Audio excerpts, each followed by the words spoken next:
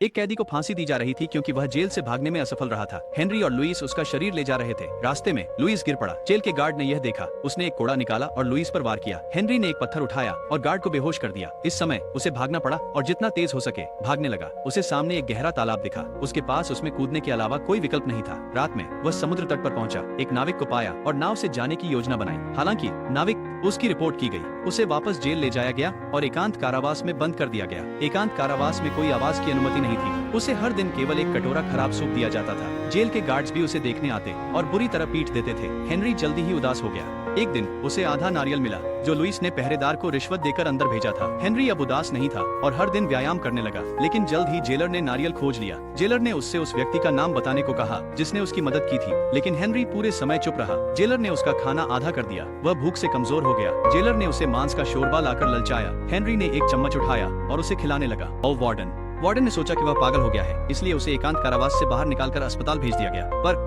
इस बार Louis jailer का लेखाकार बन गया था। वह अस्पताल आया और हेनरी को देखा। जब सबको लगा कि हेनरी पागल हो गया था, हेनरी ने लुइस के सामने अपना सामान्य रूप वापस पा लिया। लुइस ने उसे बताया कि जेलर एक दावत की तैयारी करेगा जल्द ही, जो भागने का एक अच्छा मौका हो सकता था। डॉक्टर ने हेनरी को वैलियम की गोलियां दी। उसने उन्हें चुपके से थूका और छुपा दिया। उसने वैलियम की गोलियां लेविस को दी। वार्डन का भोज शुरू हुआ। लेविस ने गोलियों का पाउडर शराब में मिलाया और इसे जेल के गार्डों को दे दिया। हेनरी ने चादर को खोला। उसने मेडिकल स्टाफ को बेहोश किया और चाबियां चुरा ली। शोर जेल गार्डों का ध्यान आकर्षित कर गया।